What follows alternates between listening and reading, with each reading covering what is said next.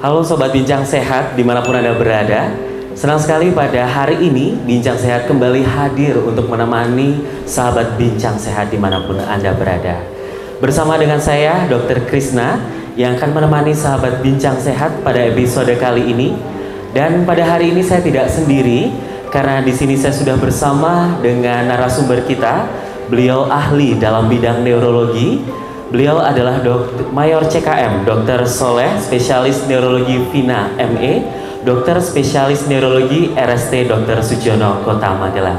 Selamat pagi dokter. Selamat pagi Dr. Krisna. Apa kabar dokter? Sehat? Sehat selalu. Alhamdulillah. Mudah-mudahan Dr. Krisna dan kita semua selalu diberikan kesehatan. Amin. Semoga semua pemirsa Bincang Sehat juga sehat ya dokter. Amin amin ya Allah. Baik dokter, pada hari ini dokter kita akan berbincang santai mengenal tanda dan gejala awal dari stroke dokter. Seperti kita ketahui bahwa stroke ini salah satu penyakit yang mungkin sering kita jumpai di tengah masyarakat. Dan menurut riset, angka kematian stroke ini masih tinggi dokter. Dan seiring berjalannya waktu, saat ini juga stroke tidak hanya pada usia lansia, tetapi sekarang sudah mulai pada usia muda ya dokter. Betul sekali Dr. Krisna. Jujur kalau kita bicara stroke, memang angka morbiditas dan mortalitasnya sangat tinggi sekali. Mungkin kalau dulu Dr. Krisna kita mengetahui untuk penyakit stroke itu banyak menyerang pada pasien usia lansia. Betul. Tadi yang seperti disampaikan Dr. Krisna itu benar sekali. Menjadi kewaspadaan bagi kita semua. Betul sekali. Karena ternyata stroke saat ini tidak hanya menyerang pada pasien-pasien lansia saja, akan tetapi juga banyak menyerang pada orang muda. Betul sekali. Muda dan usia produktif ya dokter. Betul sekali dokter. Baik. Betul. Dan dokter Soleh, sebelum kita membahas lebih dalam lagi mengenai stroke, mungkin untuk yang pertama bisa dijelaskan dokter kepada sobat Bincang Sehat semuanya, apa sih dokter yang disebut dengan stroke itu dokter? Ya, oke. Terima kasih sekali Dr. Krisna. Mungkin sebelum kita membahas lebih lanjut, tentunya tak elok kalau kita tidak menjelaskan terlebih dahulu untuk definisinya. Siap. Mungkin untuk kita ketahui apa sih definisi daripada stroke? Stroke sendiri itu ada 3 key point, ada 3 kata kunci Dr. Krisna. Yang pertama, stroke itu menyerang pada pembuluh darah di otak. Itu yang pertama.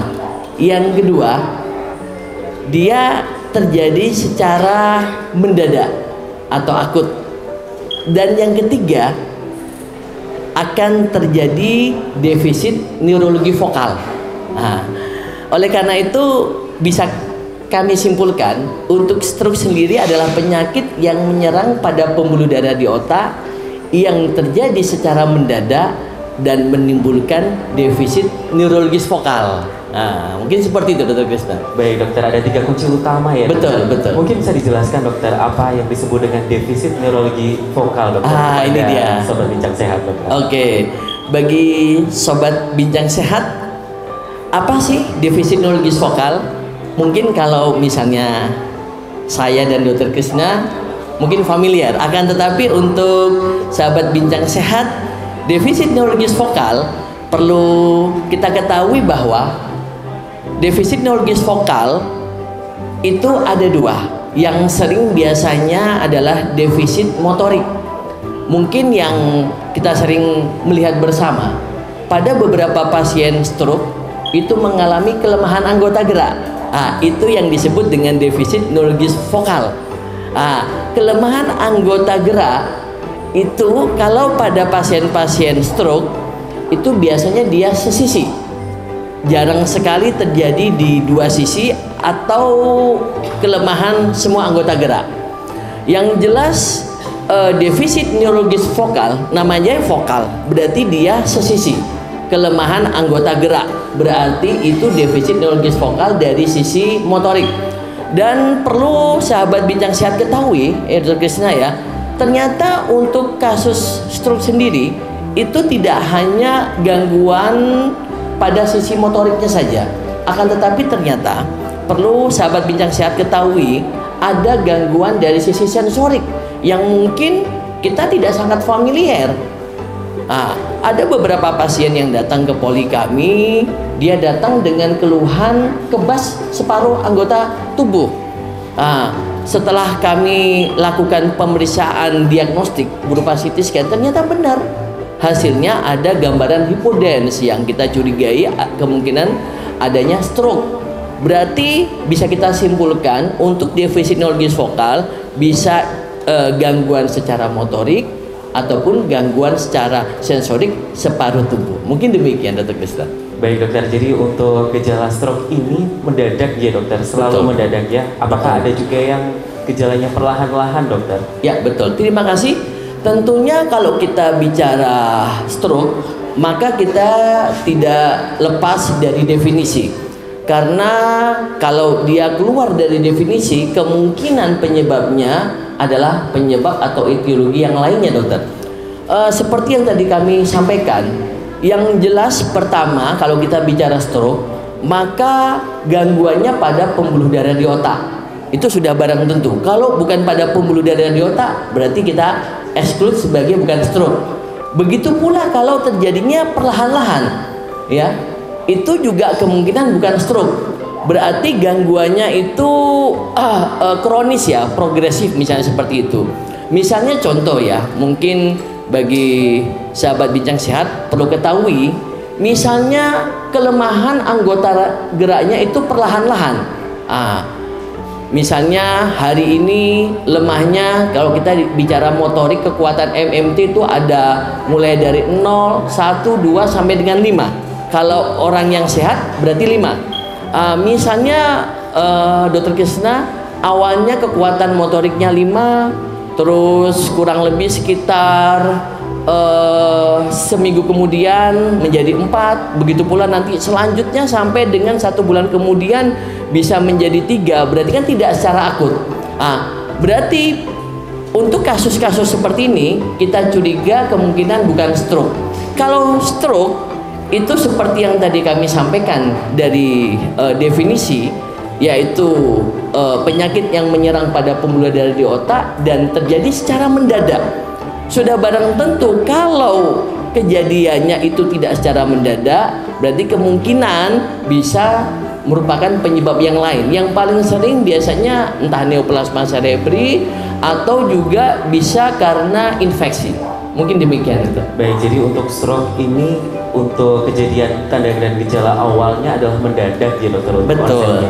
Betul. Baik, untuk apakah kelemahan dari anggota gerak tubuhnya selalu satu sisi atau bisa terjadi di kedua sisi dokter? Ya, terima kasih sekali. Perlu kita ketahui bahwa stroke sendiri itu bisa first attack, bisa second attack, bisa third attack.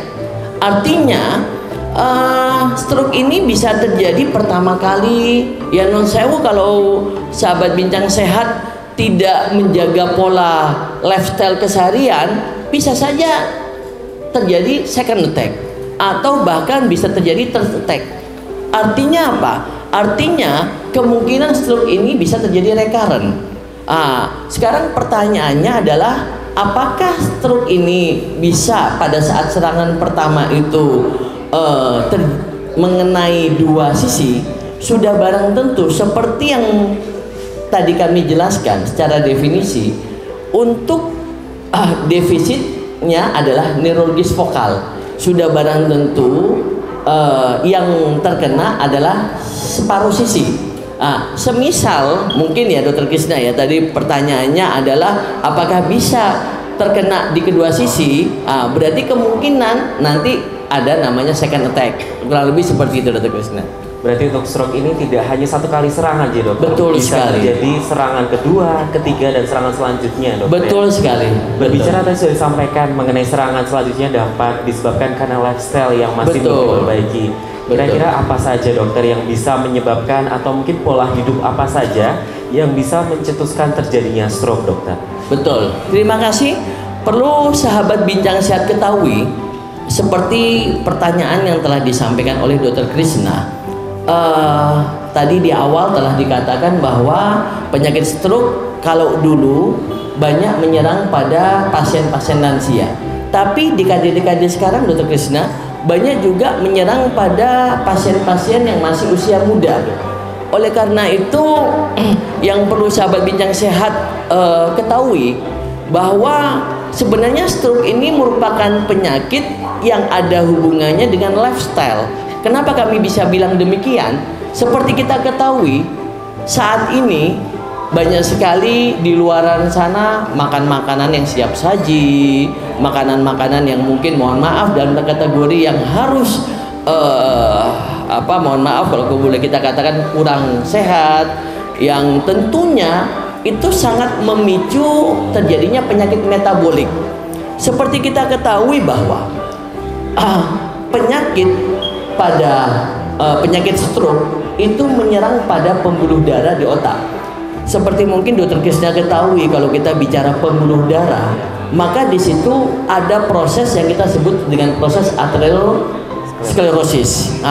Proses aterosklerosis inilah yang kemungkinan bisa terjadi diakibatkan oleh karena mungkin mohon maaf pola makan yang kurang baik, terus olahraga yang tidak rutin. Ini yang menyebabkan terjadinya proses tersebut. Sehingga seperti kita ketahui, pembuluh darah di mana saja, termasuk salah satunya pembuluh darah di otak, kalau mengalami proses aterosklerosis, maka akibatnya akan mengakibatkan terjadinya stroke, infak ataupun stroke penyumbatan. Mungkin seperti itu, Dokter. Baik, jadi lifestyle sangat mempengaruhi ya dokter, terjadinya stroke itu sendiri.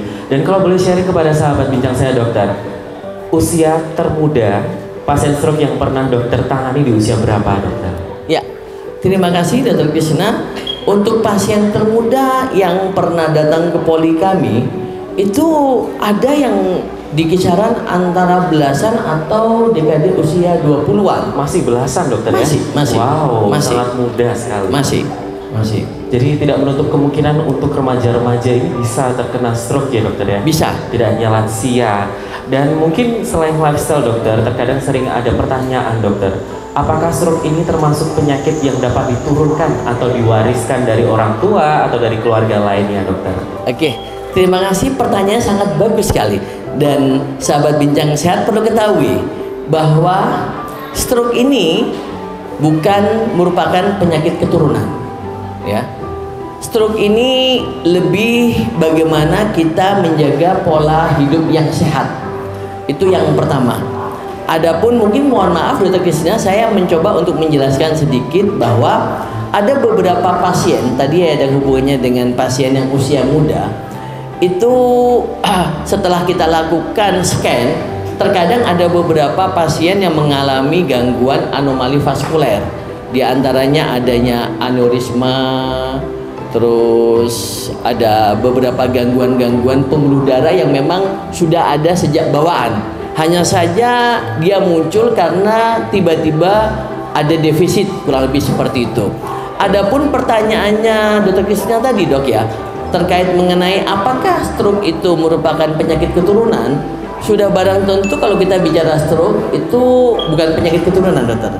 Seperti yang tadi kami sampaikan, dia merupakan penyakit yang memang sangat dipengaruhi oleh karena pola hidup dan pola keseharian kita.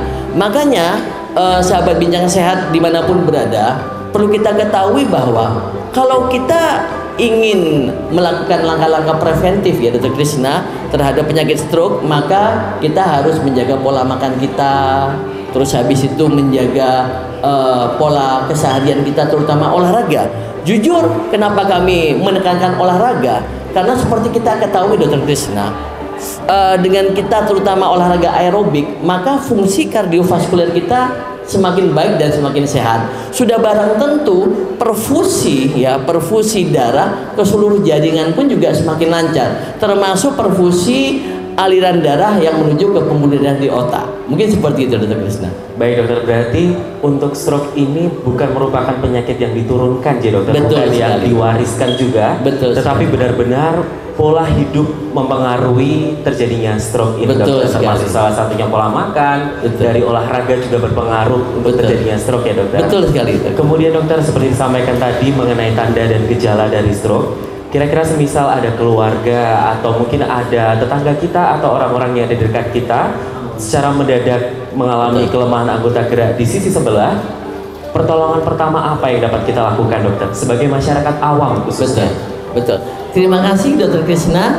Mungkin sebelum kami jelaskan untuk langkah-langkah ya, alangkah baiknya sahabat Bincang Sehat ketahui tanda-tanda apa yang termasuk dalam tanda-tanda stroke. Itu ada singkatan yang mungkin sangat mudah dan familiar, sehingga nanti seluruh sahabat Bincang Sehat bisa sangat mengenal, yaitu FAS. FAS itu yang pertama fasial, yaitu wajah. Biasanya pada pasien stroke itu sudah barang tentu ada gangguan dari sisi wajah. Kemungkinan besar biasanya ada gangguan merot ataupun tidak simetris. Yang kedua yaitu anggota gerak, seperti tadi yang kita jelaskan bahwa biasanya pada pasien-pasien stroke itu ada defisit neurologis vokal, yaitu kelemahan anggota gerak. Yang kedua speech, speech, yaitu biasanya pasien-pasien stroke itu mengalami gangguan-gangguan dalam berkomunikasi, biasanya mengalami lingual palsy lah kalau dalam bahasa medisnya. Dan yang keempat yang tidak kalah pentingnya yaitu time. Ya, time. Kenapa kita harus bicara time? Karena jujur kalau kita bicara stroke itu ada golden period ya, golden period, dimana seperti kita ketahui ya, sahabat Bincang Sehat, kalau misalnya kita tadi yang sesuai dengan pertanyaan Dr. Krisna, kita menemukan atau kita mendapatkan apakah itu sanak famili ataupun saudara, misalnya kejadiannya itu kurang dari 6 jam, itu sesegera mungkin langsung bawa ke rumah sakit, karena itu masih dalam rentang golden period, dimana nanti ada penanganan yang kita sebut dengan penanganan ateplase ya, penanganan menggunakan istilahnya untuk meluruhkan sumbatan yang ada. Tapi kalau misalnya non sewu sudah lebih dari 6 jam, berarti kesempatan pertama yang terpenting kita jangan sampai tergesa-gesa atau jangan sampai membuat pasien itu menjadi lebih parah lagi. Betul. Yang penting sesegera mungkin kalau bisa bawa ke rumah sakit yang terdekat. Mungkin seperti itu, Dr. Krisna. Baik dokter, untuk tadi tanda dan gejala awalnya ada singkatan yang FAS ya, mungkin bisa diingat oleh sahabat Bincang Sehat semuanya. Itu ada face dari wajahnya, biasanya perot ya dokter. Kemudian ada arm, kelemahan anggota gerak. Kemudian speech dari berbicaranya, kita biasa nyebut dengan pelo. Dan yang paling penting adalah time. Di poin keempat ini ya. Jadi untuk sahabat Bincang Sehat, ketika menemukan gejala tersebut di sekitar kita, jangan panik, tapi segera bawa ke rumah sakit. Kurang dari 6 jam dokter untuk golden period ya dokter. Ketika sampai di rumah sakit, mungkin pasien bertanya, ini nanti obatnya apa saja dokter? Betul. Tentunya sahabat Bincang Sehat perlu ketahui, sebelum mungkin mohon maaf Dr. Krisna kita bahas lebih lanjut untuk penanganan pada pasien-pasien stroke, perlu sahabat Bincang Sehat ketahui bahwa klasifikasi atau pembagian dari stroke sendiri itu ada 2. Perlu sahabat Bincang Sehat ketahui ada 2, yaitu stroke penyumbatan dan stroke perdarahan. Kalau stroke penyumbatan biasanya secara patofisiologi Dr. Krisna itu karena adanya sumbatan pada pembuluh darah di otak, sehingga perfusi atau aliran darah dari jantung menuju ke seluruh otak itu mengalami hambatan. Kalau stroke perdarahan itu karena aliran darahnya begitu tinggi, sedangkan permeabilitas ataupun pembuluh darahnya itu begitu rentan, sehingga mengakibatkan terjadinya pecah pembuluh darah. Dari 2 kategori atau 2 klasifikasi stroke tadi, sudah barang tentu penanganannya nanti sangat berbeda sekali. apakah itu stroke penyumbatan ataupun stroke perdarahan, Dr. Krisna. Berarti untuk penanganan tetap kita sesuaikan dokter dengan Betul. penyebabnya, dan untuk penyebabnya itu nanti biasanya kita ketahui dari mana dokter? Betul. Untuk penyebab dari stroke, apakah dia termasuk yang sumbatan atau dia termasuk dalam stroke yang karena perdarahan dokter? Betul. Oke, makasih sekali Dr. Krisna. Biasanya kalau kita datang ke rumah sakit, dokter, kita lakukan pemeriksaan imaging berupa pemeriksaan CT scan. Dari pemeriksaan CT scan tersebut, biasanya kita dapatkan kalau ada gambaran hipodens di satu area, berarti kemungkinan itu masuk dalam kategori stroke penyumbatan. Kalau kita mendapatkan gambaran hiperden warna putih, berarti kita curiga kemungkinan adanya stroke perdarahan.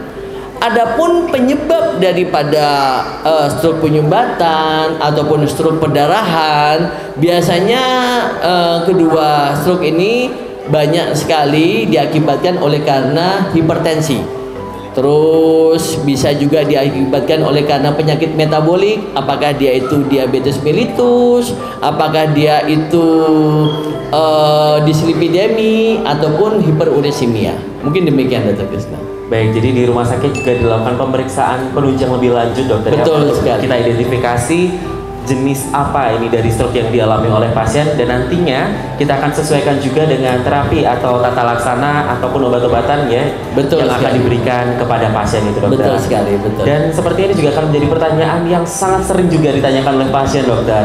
Biasanya pasien kan bertanya dokter, setiap pasien yang sakit, dokter apakah saya bisa sembuh total? Atau Iya. mungkin pada pasien stroke ini selain sembuh total atau bisa perbaikan sehingga bisa menjadikan hasil yang maksimal seperti sebelum terkena stroke dokter. Betul. Terima kasih pada Dr. Krisna, dan perlu sahabat Bincang Sehat ketahui bahwa stroke ini proses penyembuhannya itu memang butuh waktu. Sehingga kalau bahasa kita itu dalam penanganan pasien-pasien stroke itu perlu bertahap, bertingkat, dan berlanjut. Artinya apa? Bertahap, bertingkat, dan berlanjut. Tentunya yang pertama yang perlu kita atasi adalah kegawatannya terlebih dahulu. Misalnya pasien masuk ke IGD, terus kita rawat ya. Kita harus pastikan pasien ini jauh dari, mohon maaf, yang mengancam jiwanya. Artinya kita harus perhatikan vital sign-nya, mulai tensi, nadi, suhu, respirasi rate, itu yang perlu kita perhatikan. Setelah melewati fase akut atau fase kritis ya, maka kita akan lihat apakah perlu penanganan lebih lanjut, yaitu dengan mencari faktor resiko. Setelah itu misalnya nanti dia kontrol ke poli, nanti di situ kita arahkan biasanya beberapa pasien untuk melakukan fisioterapi. Tujuannya misalnya pasien mengalami kelemahan anggota gerak, pelan-pelan mulai dilatih, tujuannya biar tidak terjadi neuroplastisitas. Mungkin seperti itu, dokter. Baik, juga ada fisioterapi rutin yang akan dijalani pasien untuk bisa beraktivitas setidaknya kembali ya dokter. Betul, dokter, betul. Baik dokter, mungkin terakhir dokter, Iya. tips dan pesan untuk sahabat Bincang Sehat supaya terhindar dari stroke dokter, khususnya untuk sahabat Bincang Sehat yang masih usia muda saat ini dokter. Monggo silahkan. Oke, terima kasih Dokter Krisna. Mungkin sebagai closing statement seperti Siap, itu ya, kepada sahabat Bincang Sehat ya. Tentunya seperti kita ketahui bahwa stroke itu merupakan penyakit yang menyerang pada pembuluh darah di otak yang terjadi secara mendadak dan menimbulkan defisit neurologis vokal. Sehingga pesan kami kepada seluruh sahabat Bincang Sehat, mulai saat ini ayo kita jaga pola keseharian kita, baik itu pola makan ataupun mungkin mulai kita budayakan untuk olahraga. Karena dengan kita bergaya hidup sehat, insya Allah dengan demikian kita sama halnya kita menjaga diri kita sendiri. salah satunya menjaga dari penyakit stroke. Mudah-mudahan ya sahabat Bincang Sehat dimanapun berada, termasuk kami dan Dokter Krisna, mudah-mudahan saya berikan kesehatan ya dokter ya. Siap dokter. Dan tentunya dijauhi dari penyakit stroke. Amin. Oke, demikian dokter. Terima kasih sekali Dokter Soleh telah berkenan bergabung bersama kami, dan terima kasih sudah berbagi ilmu dan juga wawasan insight baru mengenai stroke kepada seluruh sahabat Bincang Sehat semuanya. Dan tentunya apa yang sudah disampaikan oleh Dokter Soleh bermanfaat dokter untuk sahabat Bincang Sehat dimanapun berada. Dan akhirnya saya Dr. Melchior selaku moderator pada Bincang Sehat pada hari ini izin pamit undur diri. Tetap semangat, tetap sehat, dan sampai jumpa.